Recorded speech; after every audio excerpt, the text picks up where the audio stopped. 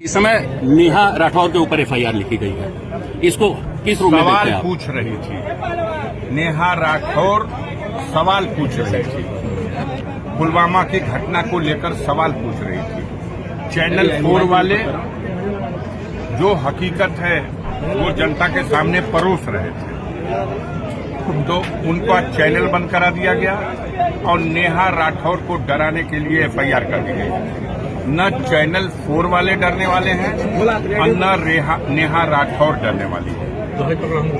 कुछ सवाल थे, अब तो ऐसे ऐसे सवाल हैं और पूरे देश के लोग देख रहे हैं कि अगर सरकार जवाब देने में विफल है तो वो अपनी खीज निकालने के लिए अपने शक्ति का दुरुपयोग करते हैं। तो क्या ये सही मानते हैं इस चीज को, इस चीज एफआईआर लिखे जाने को? बिल्कुल गलत मानते हैं, घोर निंदा करते हैं। लोकतंत्र की व्यवस्था है। बाबा साहब भीमराव अम्बेडकर ने संविधान में ये अधिकार दिया है। हम सवाल सरकार से नहीं पूछेंगे तो किससे पूछेंगे?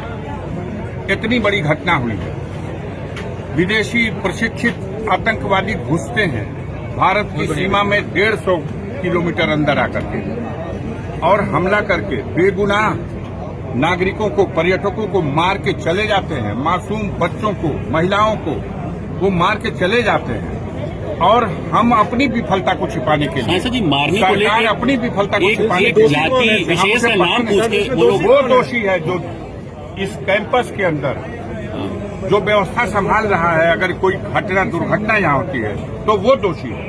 पूछा जाएगा कि चौकीदार कहाँ था, वो चौकीदार कहाँ था जब ये सीमा क्रॉस करके आतंकवादी आए? उस चौकीदार ने उनको रोकने के लिए क्या किया? और जब दूर है, जब उन चौकीदार की तरफ से इसका जवाब नहीं आएगा तो जनता तो सवाल करेगी। संजय जी, पोस्टर पूछ कर मारा गया, इसको किस रूप में देख रहे हैं? आपको ये बात कहा गया है कि इसका प्रचार करिए। आप बताइए, एक सवाल का जवाब दे दीजिए। अगर धर्म पूछ करके ही मारा गया तो इसका मतलब क्या निकाला जाए? महाराष्ट्र में हमारे देश के सुरक्षा का एक जिम्मेदार अधिकारी ट्रेन के अंदर लोगों का धर्म पूछ करके गोली मारा, तो क्या पूरी कौम को कटघरे में खड़ा कर दिया? क्या दुनिया नहीं देख रही है कि कश्मीर के मुकामी लोगों ने अपने जीवन को जोखिम में डाल करके, घायलों को अपनी पीठ पर लाद करके और उन असलहों से लैस आतंकवादियों की धमकी की परवाह न करते हुए दुर्गम पहाड़ियों में हजारों लोगों की जान बचाने का काम किया। संजय जी, पोस्टर रो रहे हैं वो लोग जो बचे हैं, जिनको नया जीवन मिला है, वो उनके एहसानमंद हैं। लेकिन हमारी मीडिया के पेट में दर्द हो रही है।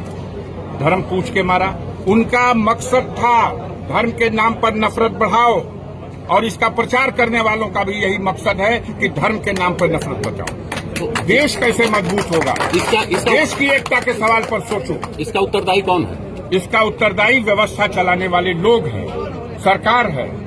जिस सरकार की यह नाकामी है, जिसने सारे देश में ये ढिंढोरा पीटा कि कश्मीर में ऐसी कानून व्यवस्था है कि परिंदा पर नहीं मार सकता, और कश्मीर में इतनी बड़ी घटना हो गई और हमारा प्रधानमंत्री बिहार में जाके वोट मांग रहा है।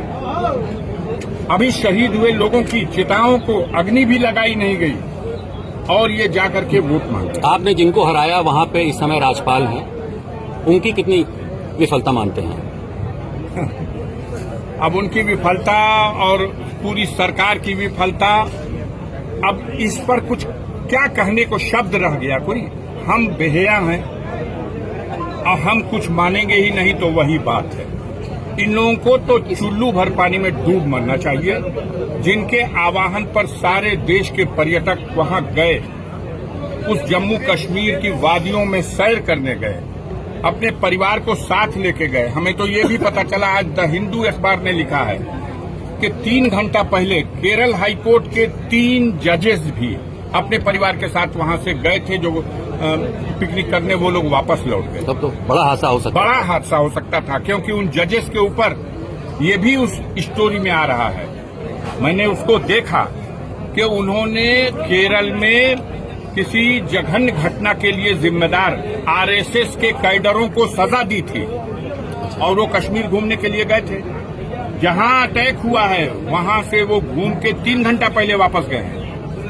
सारी सुरक्षा कैसे हट जाएगी भाई? अच्छा, कश्मीर में चप्पे चप्पे पर फौज है, हमारी 10 लाख फौजें वहां हैं और वहां पर जहां 2000 लोग हैं पर्यटक और उनके सुरक्षा का कोई